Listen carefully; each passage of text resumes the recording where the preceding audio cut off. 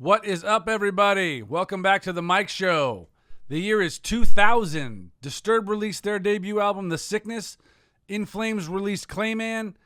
Mudvayne released their debut album, LD50. Perfect Circle released their debut album. And Lamb of God released New American Gospel, also their debut album. But we're here to talk about Pantera's final album, Reinventing the Steel. This is probably Pantera's most overlooked album, but it's got some gems on it. Reinventing the Steel was the only Pantera album not produced by Terry Date, who rumor has it couldn't keep up with the band's drinking. Pantera would do Blacktooth Grins, which is a shot of Crown Royal and a splash of Coke every 20 minutes. And that meant Terry had to drink too. Either drink it or wear it, Dime would say. Instead, Dime and Vinny are listed as the producers along with Sterling Winfield. Sterling helped out with the production duties on the previous album, recorded at the same studio as the Great Southern Trendkill, Chasin' Jason in Arlington, Texas. I believe that was actually Dimebag's house. The album was reissued in 2020 with an extra disc including a new mix by Terry Date and some unreleased tracks.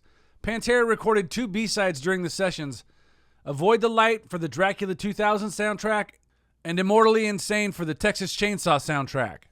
The album reached number 4 on the Billboard charts, certified gold. This is the only Pantera album that hasn't reached platinum, so get out there and buy a copy or two and let's get this motherfucker platinum. Reinventing the Steel features Slayer's Kerry King laying down the outro solo on the song Goddamn Electric, recorded in one take after Slayer got off stage at Ozfest in a bathroom. This is the song that Pantera shouts out 2 of its influences, Black Sabbath and, of course, Slayer. Lyrically, this album looks inward at the band and its influences on the genre. With songs like I'll Cast a Shadow, it also looked outward to the fans with songs like Goddamn Electric and You've Gotta Belong to It. The album cover features a photo by the late Scott Calvia, I hope I'm saying that right, a friend of singer Phil Anselmo, of a partygoer at Phil's house jumping through a bonfire while holding a bottle of Wild Turkey bourbon. The bottle is blurred out to hide the label. Although this would be their final album, the band started to become tight with each other again. Phil had cleaned up and showed up for the jam sessions. Phil also said that the band went back and grabbed things that people really liked from Cowboys from Hell and from Vulgar Display of Power.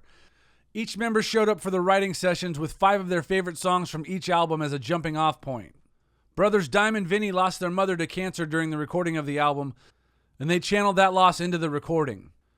The tour to support the album was cursed, with Phil breaking 2 ribs at the House of Shock haunted house and then the 9/11 terrorist attacks leading up to the European dates being canceled.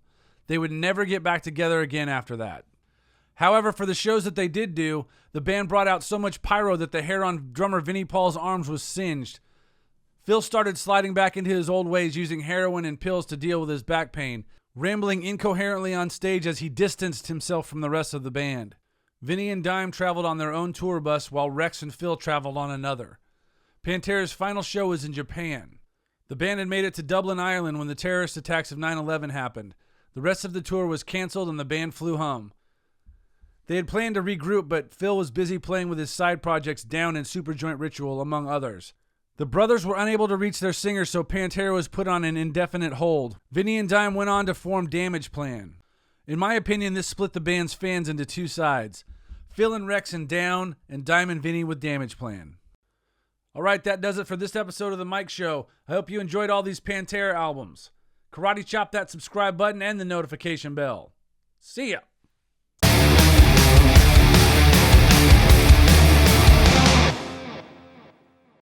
Hello there, listen to me. Do you want to know about all the new things?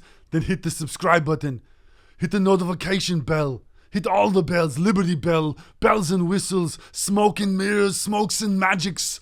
Just jump through the hoops like they want you to.